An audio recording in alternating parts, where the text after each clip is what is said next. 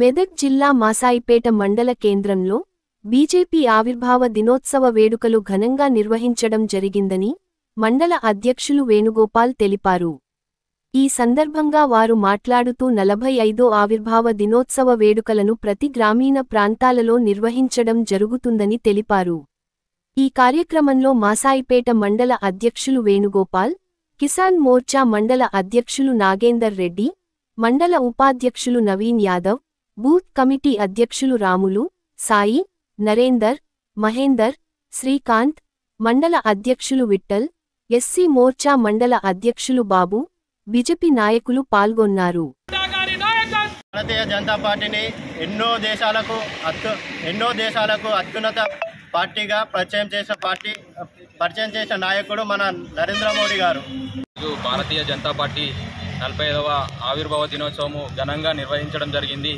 మాసాపేట మండల కేంద్రంలో ప్రతి బూత్లో అందరూ కార్యకర్తలు వారి బూత్లలో వారు జెండాను ఆవిష్కరించడం జరిగింది. అదేవిధంగా భారతీయ జనతా పార్టీ ఈ 45 సంవత్సరాలలో చాలా అభివృద్ధి పనులు చేపడతా ఉన్నది.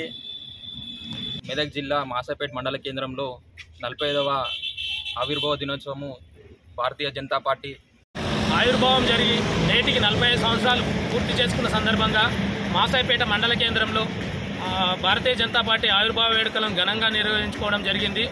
అలాగే భారతీయ జనతా పార్టీ స్థాపించిన నాడు కేవలం 2 సీట్లతో ఈ దేశంలో 2 ఎంపీ స్థానాలు గెలిచి నాడు ఆ రోజు అధికారంలో ఉన్న పార్టీలు భారతీయ జనతా పార్టీని చూసి నవ్వి ఈ పార్టీ ఎదుగుతుందా అని మాట్లాడారు. కానీ నేడు భారతదేశంలో అదే 2 సీట్లు గెలిచిన భారతీయ జనతా పార్టీ గత పర్యాయం 2014లో దాదాపుగా ప్రధాని సీటును కైవసం చేసుకొని 2019 ఎలక్షన్స్కి వచ్చేసరికి దాదాపుగా 300 సీట్లు దాటాయి.